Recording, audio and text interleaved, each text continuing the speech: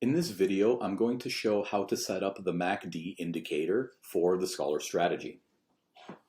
It's a strategy that I developed just based on a lot of research and education, and I find that it helps me determine entries and exits on charts.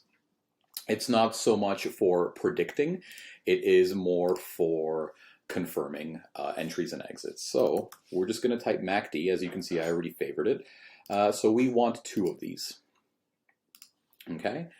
What we're going to do is play with the settings a little bit. So the first one, I'm going to take this and change the inputs to 9 and 18. Oops.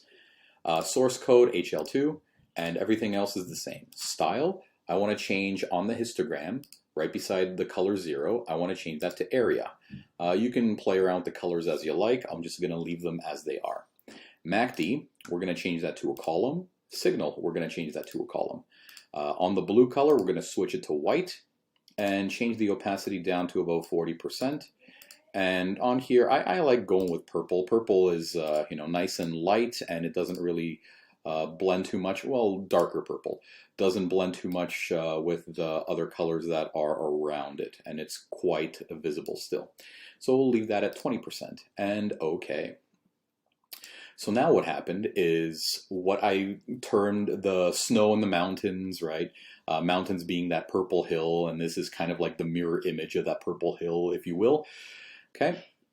And down here, what we have is another MacD. So in order to have this play out as we want, okay, what we need to do is click off the histogram because we don't need that. And the inputs remain the same. Okay. And the only thing that we're going to do on the MacD is change the color just to a thicker bar right there. Okay, you can change the color if you like. It doesn't really matter for me for this case. Like if it pops, that's a little bit better. Okay, so now we have almost two mirroring images but with slightly different information. Okay, and now what we do is we click on these three bars right here, or three dots, sorry, and go move to existing pane above. So now what's going to happen is going to blend those two indicators together. The only thing you got to pay attention to is the column on the left-hand side controls the lines in this case, and the column on the right-hand side controls the histogram and the original MacD with the bars instead of the lines. Okay, so the important thing now, we want to set our absolute 0.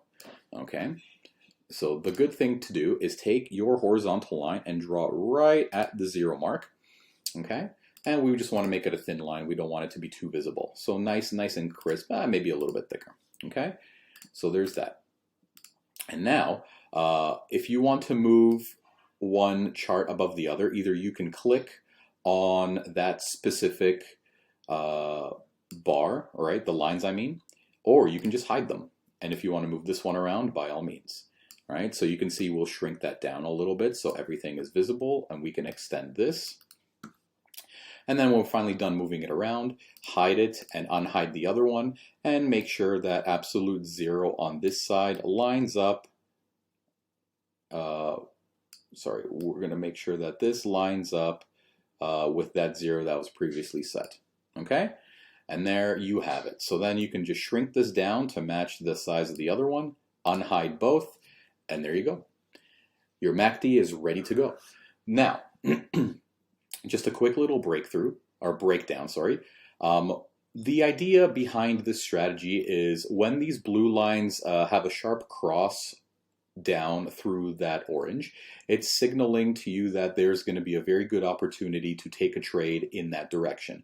So as you can see, we had a cross right here, and the candles themselves look like they're almost consolidating, right? They're pretty horizontal at this point. But it's showing that the price is significantly moving down. There's a lot of information telling us that we're going into a sell.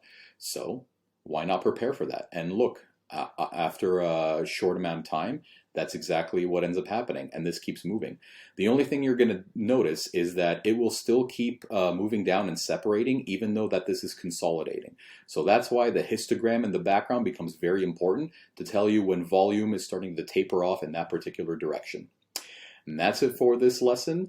Comment, subscribe, like, and see you at the next video.